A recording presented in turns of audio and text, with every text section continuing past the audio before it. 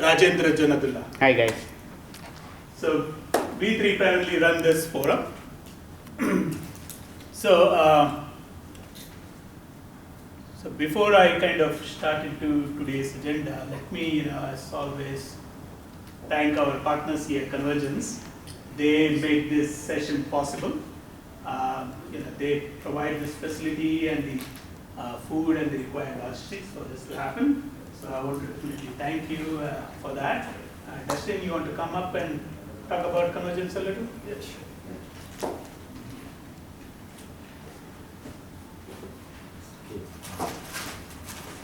Thanks again, guys, for coming. So Convergence, we are an IT staffing firm, and so we are based out of DC, but we obviously have this location here in Addison as well.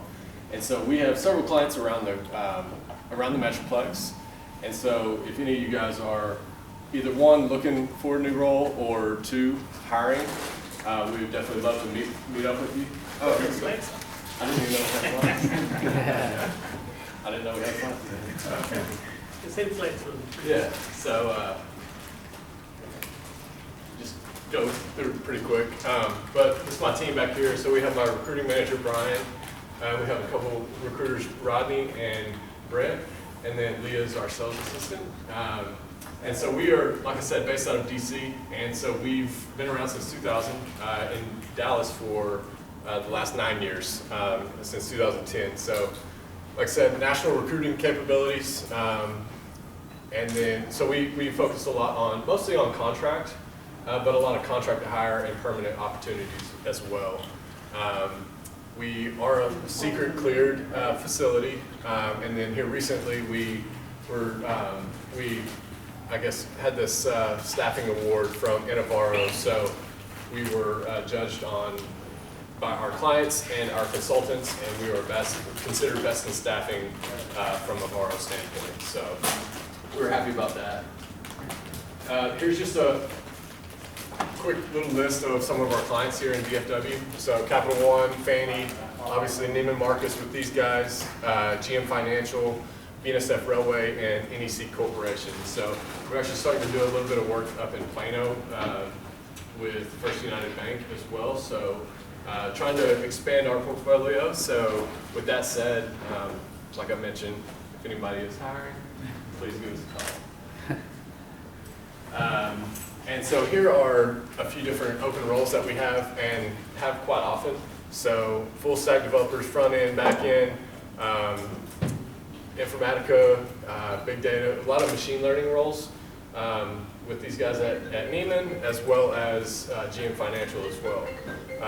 Capital One also, and then a lot of DevOps roles as well. So if you guys are looking for a role, feel free to shoot your email or shoot an email over to this email address, dallas@conb.com, and that goes to our whole team. And so we'll get back to you guys and see if there's any roles that potentially help you out. As I mentioned, jump ahead. If you guys are hiring, feel free to give me a call. Contract to hire, perm.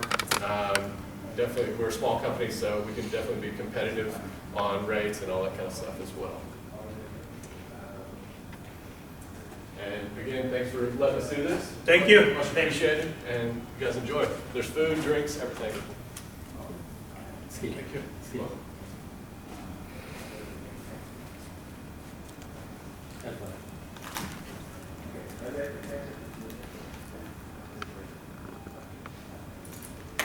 Thank you.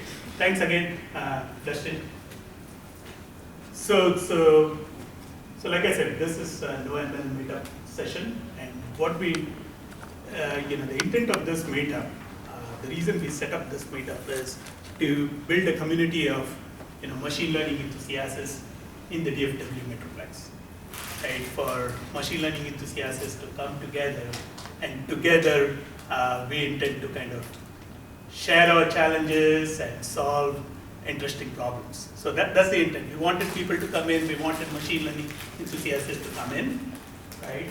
So before I kind of get into today's session, right, usually the way our agenda runs, Right? The way we run this meeting usually is we take a use case, right? And then we look at the data for the use case. We do data exploration, data visualization, and go through the steps of feature engineering. Then we build a model and showcase the model. That's our typical regular meetup session. But today is not typical. So today, I think in my previous sessions I've spoken that there will be sessions where we will pull in senior leaders from the industry, and today we do have a senior leader from the industry. Right? So today we have Ram Mantravadi with us, and we are privileged to have him today with us, right, to provide some data science insights, right? So Ram Mantravadi was a senior VP, CTO for NBC Universal. He was also a senior VP and CTO for Pearson Education, right? He works for Eris Fund, which happens to own Neiman Marcus, and in his current capacity, he is advising Neiman Marcus specifically on building and taking our machine learning capabilities to the next level. So that's why he is here. He is with Neiman Marcus. So I'm not going to talk much about his agenda, right, which I will let him do that. But I can tell you it will go to the core fundamental blocks of machine learning, and I'll let Ram speak to that. Okay, thank you, Lijesh. Thank you so much. I gotta be careful, I don't want to knock off this wire. Although we'll actually, hopefully, talk about today an application for, kind of like a learning. It's not actually machine learning, but it's actually one-step learning. Talking about wires, I'll try to give an example on electrical circuits and how matrix and linear algebra will be used for modeling electrical circuits. Hopefully we'll get there. But before we get there, we have to really understand certain concepts of linear algebra. Now, the question is, when people talk about machine learning, at least that's the way I think about it, there are many aspects to it. There is always the aspect of data acquisition, data quality, data transformation, data ingestion, and all that stuff, which is, in my opinion, that's all operational, which is very important. Then there is this modeling part, where you actually, I think Lijesh was talking a little bit about, feature selection, feature optimization. What are the right features? What are the, the predictor variables that actually predict the outcome coming out of the model in an accurate way, depending upon the use case. Some are right features, some are not. So that's feature engineering, and obviously, making sure that the machine learning output, in this case, a prediction service, is actually being consumed in your operating system, either from a manual point of view or from a either machine addressable or human addressable, meaning you get a prediction and you actually want to, a human will consume it to do something, or a machine will consume to do something else in operating system. Okay. So that's the high level, and there are different types of machine learning, like supervised, unsupervised. There are these esoteric topics like the Boltzmann machines and whatnot. So I'm not going to talk anything. You can actually Google and figure this out. But for me, the core understanding of any learning problem, whether it's machine learning or even any type of learning, is really to understand the modeling part of it, and in that modeling. It is true that without understanding some core concepts of linear algebra, it is impossible to really get to the bottom of what's really happening inside the model. And again, linear algebra is the language of matrices. I think Google calls them tensors now. What are those? Where do they come from? And what are the important groups of concepts, if you will, or subspaces? I call them subspaces. In linear algebra, the core the heart of linear algebra is really the four fundamental subspaces. I'll try to go through them, and I'll try to link those four subspaces into this application that I have in mind, which is an electrical circuit, which hopefully you will relate to it, or at least you can go back home and think about it. Now, the language of linear algebra is the language of matrices. Okay, and when I say linear algebra, you're talking about what are the operations, what are the matrix operations, and for those matrix operations, you do have things like addition of a matrix, like multiplication of a matrix, and it's really important to understand matrix multiplication, which I am assuming most of you do understand what a matrix multiplication is. And but even before you multiply matrices, because without matrix multiplication, I mean, every compute that is actually happening inside the model is nothing but a matrix multiplication. And now there are a lot of advances made in even chip companies that are actually burying the matrix multiplication all the way to the chip level, because they have to be faster for model computation. Now, I want to kind of take a moment to really, I need a marker here. I want to take a moment to really talk about what is this row picture and what is this column. I hope everybody can see it from the back. And if you can, I mean, also I would like people to ask me questions, because I don't think this is I don't want this to be a lecture. I want this to be kind of like interactive. I hope I could learn from you by asking questions. Sometimes it's important to, I may not be thinking right, and by asking a question, if I know the answer, hopefully I'll learn something better. Before we talk about the 4 fundamental subspaces, I want to really kind of give a primer on what is a row picture, or the way of looking at a matrix from a row point of view and from a column point of view. Okay, let's explain what I mean by that. I mean, you can take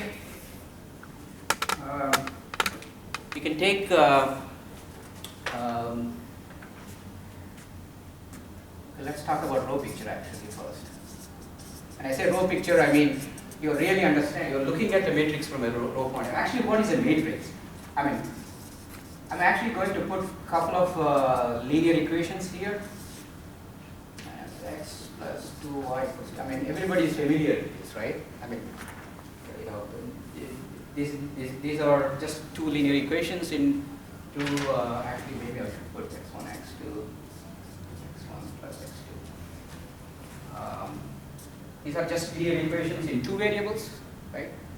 And the row picture, and you can actually express these linear equations in the form of a matrix. You can actually take the coefficients of each one of these variables, in this case 2, -1, right? -1 and 2. That's my matrix A. What do matrices do? They actually act on vectors. And here I'm representing x1 and x2 as a column vector. And I'm getting 0 and 3. Output 0 and 3 in this case, right? Which is another column vector. So when I say a row picture, what I really meant is I'm taking this linear equation, or actually I'm looking at this matrix A. It has a couple of rows, 2 rows and 2 columns. It's actually a square matrix. And I'm applying a dot product of this vector 2 times x1 plus -1 times x2. That's what it is, to 0. And -1 times x1 and 2 times x2 is 3. So we're actually going this way and this way, but 1 row at a time and equating it to the solution. And actually this is, this is why I made a big board. So I can actually generalize this to say, here is my matrix A, here is my vector x, and here is my column vector B. Okay, I can say Ax equals to B by using this dot products, by looking at row at a time. There is another way of looking at it, and by the way, some of us who actually had high school or college mathematics from India, this is how we think about these things. Okay, I think probably, I mean, I didn't do my schooling, my high school or whatever in America, so I don't know how they teach here. But the right way of teaching, in my opinion, is looking at a column picture. You can take the same matrix and look at one column at a time. And that's actually very powerful, and I'll tell you why in a second. You take this matrix 2, minus 1, right? Minus 1, 2.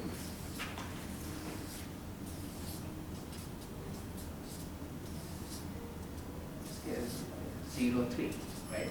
I'm running out of room. I'm not going to write on you. Okay, don't worry about it. I'm very careful. Make me nervous. Well, if I write it, then the writing is on the wall, right? So, but anyway, when I say a column picture, you can actually get to this 0 and 3, not from a row point of view, but I actually can get it from a column point of view, which is you are taking x1 times this column vector 2, negative 1, plus x2 times this column vector negative 1, 2, to 0 and 3. Mathematically and in the language of matrix, this is exactly the same as this one. There's no difference, which means in either you look at a column picture, by the way, did everybody get this? I mean, it's really important to understand this. What this is doing is, my 0, 3 vector is a linear combinations of my column vectors. That's what a column, if you look at the matrix from one column at a time. And here in the row picture, when you look at one row at a time, my solutions, my 0 and 3 in this case, my end result, if you will, is also a linear combination of the rows, which is a dot product. Actually, that's where the dot product came from. The idea of dot product actually came from here. So in either case, the matrix, the way of looking at matrix is identical. I mean, it's the same matrix, but you're looking at one row at a time and one column at a time. And the reason why this is important to actually look at it from both ways is because the entire linear algebra, the entire heart of linear algebra is all about what are my linear combinations of these variables, my solution space. X1 and X2 is actually the solution space, trying to solve this equation Ax equals to B. Generally, you know A, you know B, and you want to solve what X. So it's really about trying to figure out, are there any linear combinations either of these columns or these rows to get to your output. Okay? Sometimes you do, sometimes you don't. Actually, in reality, particularly in linear regression techniques, sometimes you might not have a solution actually. So the question is, I need another one.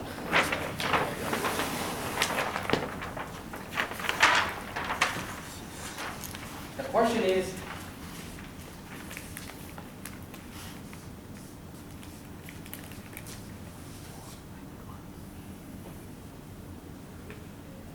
if you follow this logic, for every B, you have a solution for X.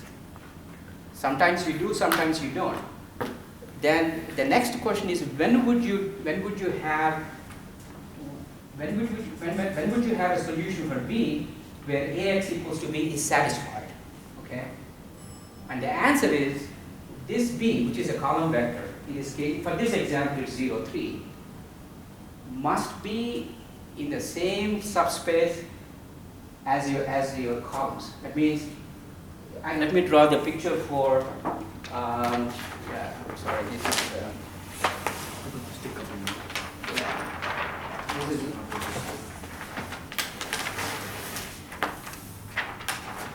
say for example, I take this vector space, right? Say this is 1 and 2, this is negative 1, 2, 1, 2, negative 1, right? So 2, 1 is 2, 1. This is this vector 2, 1. Remember, this is not your xy graph. I mean, this is a vector space, by the way.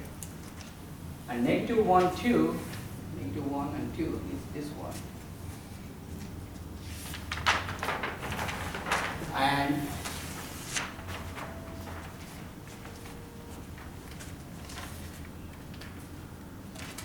this 2, 1 is multiplied by some value x1, and negative 1, 2 is this one,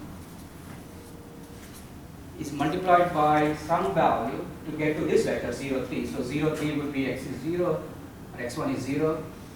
X3 is probably somewhere here, 0, 3, right? Actually 0, 3 will be this vector actually.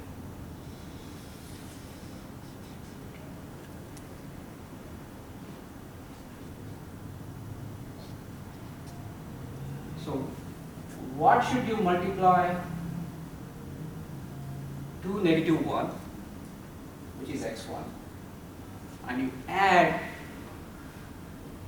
this quantity, which is x2 of this vector. So that means you can actually tag along, you can take this vector and tag along the vector here to get to 0, 3. So this is your final resultant vector, right? So if you actually solve this using the old way of doing things, 2x1 minus x2 and minus x1 plus x2, I think the answer is 1 and 2, I think, 1 right? and 2, yes. 1 and 2, right? So if x1 is 1 and x2 is 2, that's the solution space. That means if you put x1 is 1 and x2 is 2, this matrix multiplication holds. You actually will get 0 and 3. So the same x1, so that means if x1 is equal to 1 and x2 equals to 2, you take this vector x1 and you tag along twice this vector and you get to 0, 3. Okay? So that means this 0, 3 vector, which is this one, is a linear combination of these two. And by the way, and this is true because this vector 0, 3 is in the same plane, same x1, x2 plane as these two vectors, 2, negative 1 and negative 1, 2. And this is easy to see in a 2-dimensional plane, maybe in a 3-dimensional plane. But if you are actually going to a very high-dimensional planes, like 11 dimensions or 10 dimensions or 15 dimensions, it's impossible to geometrically even see it. That's where the linear algebra, the language of linear algebra comes to your attention, to your power, because what we are saying is this B, this B vector, which in this case Ax equals to B, the same vector 0, 3, must be in the same subspace as these two vectors. Why? Because they are linear combinations, and that's what a vector space is. Actually, in vectors, there are only two operations for a vector. It is addition of vectors and multiplication of a vector by a scalar. There are only two allowed operations. Here we are multiplying with a scalar, which is the allowed operation for a vector. This vector is also multiplied by another scalar, and then this is sum of them, which is addition of the vectors. And the vector algebra basically says the vectors, the resultant vector that is an outcome of addition and multiplication stays in the same plane, which is the case. So here 0, 3 is in the same plane because this is addition of two vectors with a scalar multiplication implied in it, if you will. So that's why any B that is in the same plane, what I call as the column space of these two vectors, column vectors, will be a solution, otherwise it will not be. I think this is a very fundamental observation that one needs to understand. I mean, you should ask me questions right now because after this, it is a little bit. Could you please repeat the last sentence again that you were saying? Yeah, here the B, right? Ax equals to B. This is a valid B, meaning that this x will be a solution. That means you can find the solutions for x1 and x2. That means values for x1 and x2 that will match these values in B, if and only if B is in the same, is a linear combination of these two column vectors, which means that B is in the same plane as the two column vectors, which are synonymous. It's like a mirror image of the same thing. Exactly. I mean, if B is a linear combination of these two vectors, B lies in the same plane as to these two columns. Okay? I mean, the way we write it, in fact, we're defining it to be in the same thing, right? What are the conditions in which it wouldn't be in the same thing? it could be like, for example, I mean, in a two-dimensional case, it could be like, for example, let's say you take 0, 0. 0, 0 is here, right? The only solution for 0, 0 would be when x1 and x2 are zeros. Right. That's the only solution. So all and if this one is not a linear combination of these two, right? Let's say you have a value here. I'm just making this up. Let's say if you have -1 and 3. Okay, if you have -1 and 3, let's say I'll just write it here. Let's say this is -1 and 3, right? This x1 and x2, that solution is not 1 and 2. This cannot be x1 is 1 and 2. Doesn't work if it's -1 and 3. So there is a particular solution. The solution has to exist. Exactly, it has to exist, Imagine- and it will only exist if B is a linear combination of these two and it's in the same plane. Got it. So it depends on what this matrix A is really, right? It all depends on what this matrix A is. If this matrix A is this, whatever this is, 2 minus 1, 1, 2, and if B is 0, 3, x1 and x2 has to be 1 and 2. There's no other point. Why? Because you can take this, these two equations, if you will, and actually draw a graph. Right? Let's say this is x1 and this is x2, and 2x1 and x2 is, this is 1 point, right? I think if you draw a graph like this, I think I drew it actually, and it goes something like this.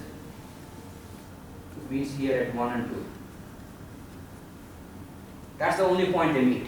There's no other point that, it's called point of intersection, I guess, right? There is no other point that satisfies the both equations. And this is the row way of looking at it. And here the column way of looking at it is the same 1 and 2 variables are actually being coefficients of these vectors. And those are the weights, if you will, that need to be tagged along to these vectors to get to your solution space, to this vector P. Okay. So I guess these are all hard constraints if you're looking at an optimization problem. So that's the only feasible space is only 1 point. In this case, for this example, this is a two-dimensional example, right? For this example. And if you have, thousands of linear equations, right? And the components of the linear equations are, the variables are thousands, right? You can't really imagine that, right? Yeah, typically in a business application, you are constrained, like marketing budget or certain revenue. So you deal with inequalities where Right. your usually feasible space is like a trapezoid. Which is actually at the contours of the intersection points, if generally speaking. That's your linear programming problem, right? Right. Yeah. Okay. So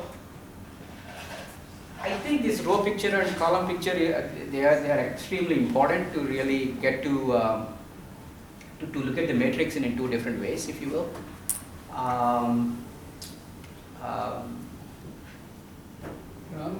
Yeah. Sir, I thought these equations cannot be polynomials, right? Well, polynomial meaning powers of non-linearity, if you will, right? That's probably non-linear algebra, I would imagine, But isn't that the heart of machine learning, where you do curve fitting using polynomials? Well, that's curve fitting, but here I think what we are talking about, when I say linear algebra, as I said before, it's more of matrix